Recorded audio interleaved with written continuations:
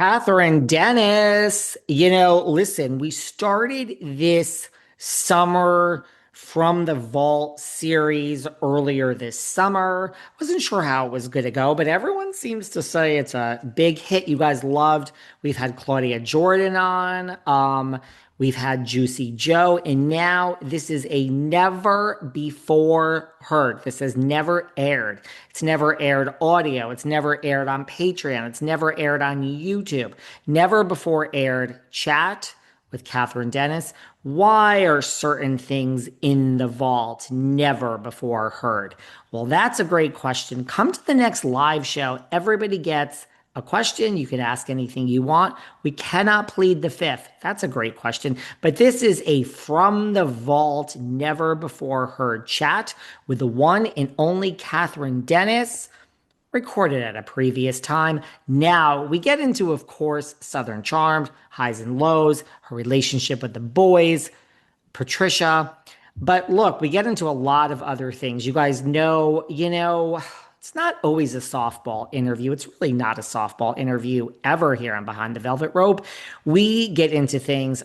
First of all, love Kathryn. Like, can I just be biased? Love. Very kind, gentle soul. That is how I felt this chat with Kathryn was. But we get into it. We talk about Thomas, custody, the kids, sobriety, rumors. There's a lot of other rumors about her and the hit and run at the school. What was that, like a year ago, a year or 2 years ago? We cover it all. So kick back, relax from the vault, never before heard chat with Miss Kathryn Dennis from Southern Charm begins right now. Because I lost my mother right around the same time. So like mortality became so real to me. And like, I don't know. I think that, I mean, I went through a whole nostalgic like rant, like went through my attic to find my things that I gave to my kids for Christmas, like my American Girl doll I gave to Kenzie, and like I found my diary and I read it and it was so funny. It asked a question about reality TV, oddly enough. Like asking if you would ever do it, and I wrote like uh for sure or something like that. It's just too funny. But yeah, I don't know. I think I started to realize life is so short, and then not having access to my children has really, I have had to think about life and death, because sometimes things feel like a death before death or a living death. Sometimes you feel like you're living your own death before death. You know what I'm saying? That's not meant to be like super negative. That's meant to be like, that is the realness and the rawness of loss of love and family, and that bond that I want so badly with my children. Right. I mean, having lost them and like Thomas having full custody, like that has cannot be easy. Yeah, and I don't have access to them. I'm sure if anyone can imagine what that's like every day, waking up knowing that every 5 seconds when you are reminded, your mind goes back to what are they doing right now. So I think people just expect me to just have it easy, and I'm really like, I'm taking care of myself, and I'm figuring it out, and I will not let anyone's words ever like destroy me. I don't care if people say that I'm the biggest loser in the world, because all that does is fuel me to be bigger and better. And maybe I'm silent, but you know how you always hear silence is like golden or whatever it is? I believe that, and I have faith in that more than I have faith in anything else around me.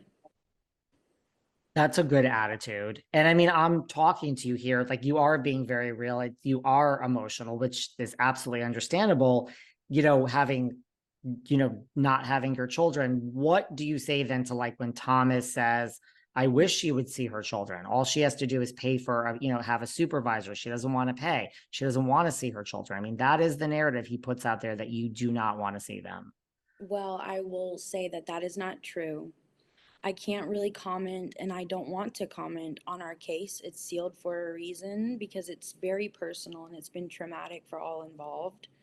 But I will say that I don't have access to my children, and I would give anything to be with them, see them, touch them, smell them, hold them, anything. And I am, yeah, that's what I'm going to leave it at, because I couldn't explain myself in few enough words to get what I have to say across, but it will come one day. And is there like, is this final, or is there like, who knows, there's still things that could be done. I think that's a question I have about everything in life. And that's how I feel, for real. It's like one day at a time, I mean, right? I'm not giving up. That's where I'm at. But I also like don't want to speak on anything legal because it's never done anything but hurt me. Like watching some of this stuff presented, it would just, I mean, it was so unfair, and I just have to be so careful now. It's like that's what gives me anxiety about going on Instagram is I'm afraid to do anything because anything and everything will be held against you. Whatever that saying is, just that's true. Right. So Well, I'm trying to think of a light topic, but I'm before we, sorry. I'm not meaning to be dark. no, are you kidding me? I love real conversations. I mean, people, this is life, right? Like, I What we're mean, here to do is like we owe people the genuine truth. I'm not going to take up your time and give you a minute of mine if I don't mean every second, because I have anxiety and I don't ever like to talk to people. So if I'm doing this, it's because I think that it's the best thing for everyone. I think that's the right thing to do.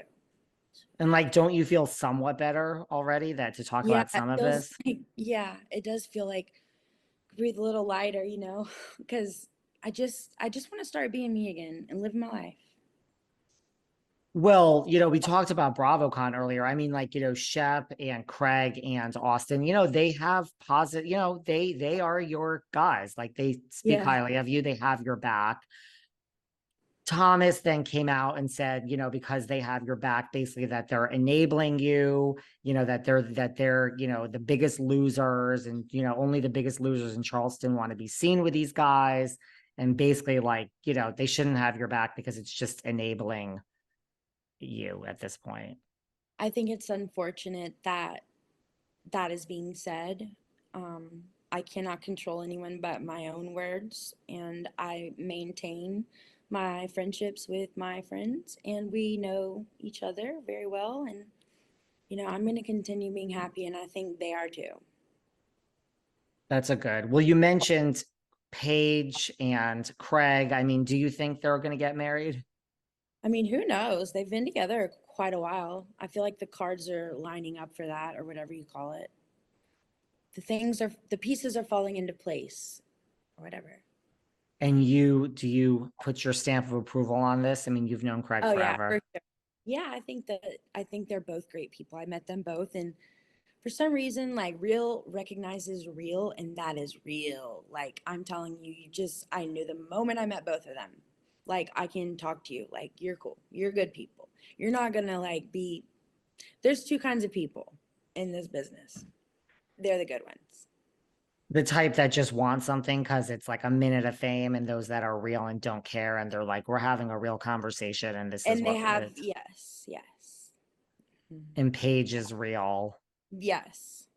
I think she's awesome too. She's so funny, man. Whenever I would talk to her, sometimes she would help me like take some of my situations less seriously.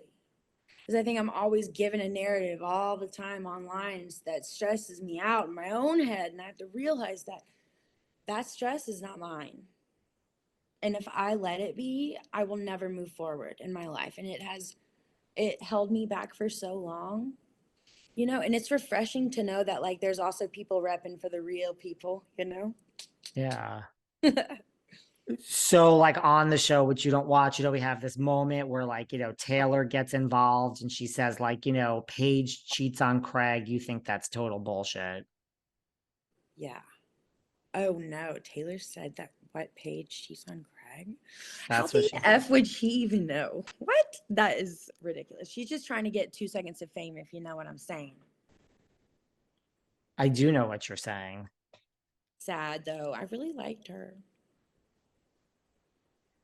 And you're not close with Madison. Mm, we talk here and there, but we just don't see each other as often. Do you think Austin, I mean, Shep, do you think they'll ever settle down, those two? No to Shep. Austin, if he gets someone pregnant. I think that would be maybe the only thing because I think he has that potential, like that little sliver. If that happened, then it would happen. But otherwise, I don't know. You think Shep is just a playboy for life?